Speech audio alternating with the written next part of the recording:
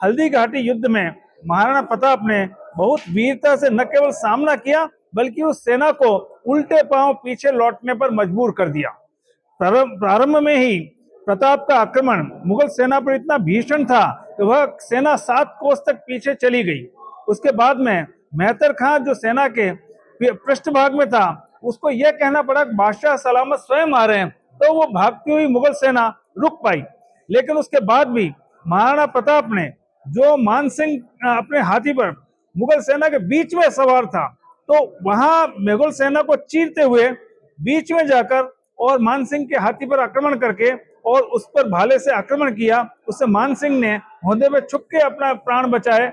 और उसके बाद जब युद्ध के अंत में मुगल सेना जब लौटने लगी तो वह इतनी भयाक्रांत थी, मुगल सेना मेवाड़ के सैनिकों के छापामार और अन्य प्रकार के आक्रमणों से इतनी त्रस्त थी कि वे गोगुंदा के किले में अपना शरण स्थली बना ली। उसके चारों ओर खाइयां खोद दी, दीवार बना दी और वे 4 महीने तक बाहर अपना राशन आदि इकट्ठा करने भी आने के लिए साहस नहीं कर पा रहे थे। जिन घोड़ों के सवार मारे जा चुके थे उनका मांस काट कर खाया, कच्चे आम खा के वो बीमार हुए, लेकिन बाहर नहीं आ पाए और फिर वे यहाँ से गए। और यहाँ से जाने के बाद अकबर ने मानसिंह और आसफ खां जो दोनों सेनापति थे उनकी ड्योढ़ी माफ कर दी।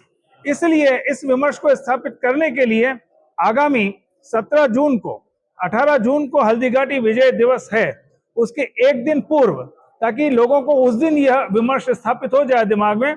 17 जून को और उस दिन संयोग से महाराणा प्रताप की जयंती भी है, तो महाराणा प्रताप की जयंती जो तिथि से है, उस दिन एक यहाँ भव्य कार्यक्रम होगा जिसमें 20 से 35 हजार तक लोगों के आने की, पूरे दक्षिण राजस्थान से, उदयपुर, राजसमंद, चित्तौड़, भीलवाड़ा, डूंगरपुर, बांसवाड़ा आदि क्षेत्रों से आने की संभावना है। और समाज के प्रबुद्ध जन, समाज के प्रमुख जन और वे सभी यहाँ आएंगे, जिससे यह विमर्श परिवर्तन होगा और पूजनीय सरसंघ चालक जी के उद्बोधन का देश भर में प्रभाव जाएगा, अंतर्राष्ट्रीय स्तर पर भी जाएगा।